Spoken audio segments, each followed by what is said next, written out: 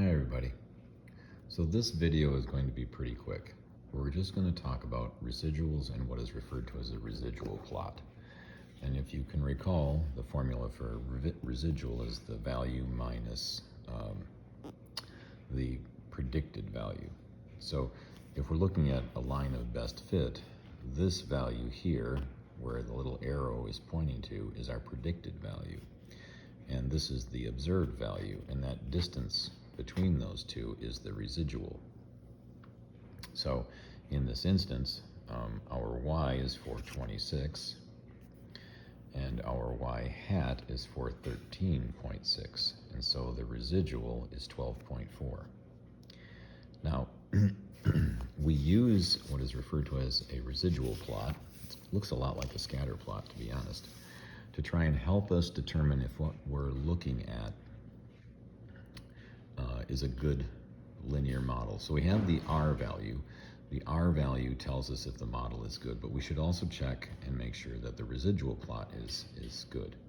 So some things that we look for. So if our residual plot looks like it has a shape that's not like a block or evenly distributed above and below, and if there's patterning going on in our residual plot, then we say that the linear model is probably not a good model to use. So I'll just give you a couple of examples. I apologize for moving the camera. So we're going to look at this residual plot, and if you look at the shape here, we have sort of this upside down U. So if this is what our residual plot looks like, it's probably the case that we shouldn't use the linear regression, even if the R value is quite high. Let's travel to this one here. This one doesn't look too bad. It's reasonably blocked out. I do see some patterning going on where I keep seeing this sort of triangle in this other thing, and then this triangle in this other thing. So we may want to investigate that. It's not too bad, and so we're probably going to be okay with our linear regression. Let's turn the page. So now we're looking here, and if we check in our book, I'll just go back. So number 21, they're saying yes, we can. I'm going to give you a couple of other pieces here.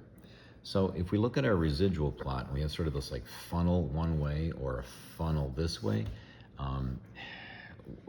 we do use the linear regression, but we do it under caution, okay? If we look at this one, this is probably not a good time to use the linear model, because look, we have sort of this patterning going on, we have some outliers going on. So here we go, moving the camera on you again. So I brought up a Jamovi example again, and so what I did was I started off with, again, our original height and weight, and the dependent variable is weight, and the explanatory variable or the prediction variable is height, and we have our scatter plot here where we're talking about our x value of height and our y value of weight. Well, again, we have a couple outliers, but other than that, we're looking at a pretty decent regression model. And again, we ran our R value, and we found our R value to be 0.717, and we said, yes, we go ahead and we're going to use that correlation or that value, that model for prediction equations. Now, you don't necessarily need to see this stuff, but I'll talk about it for a minute anyways, and then we'll get to the residual plots. This is the y-intercept on our linear regression model. Sorry for messing you up. And that is our slope. So anytime your p value is smaller than 0.05, you have significance. So our intercept and our height are both applicable to use. So those are all indications. Let's travel on to our residual plot. So this is the fitted residual plot, and if you'll notice that if you look at this one and you compare it to the one where it's the x value to our residual, they're exactly the same. So we just use this one. And if we look at the residuals, there is some fanning going on. What I mean by that is if you look at the shape, it sort of looks like a fan. We use that and we say, okay, we're probably okay for using a linear model, but we might need to consider some other things going on.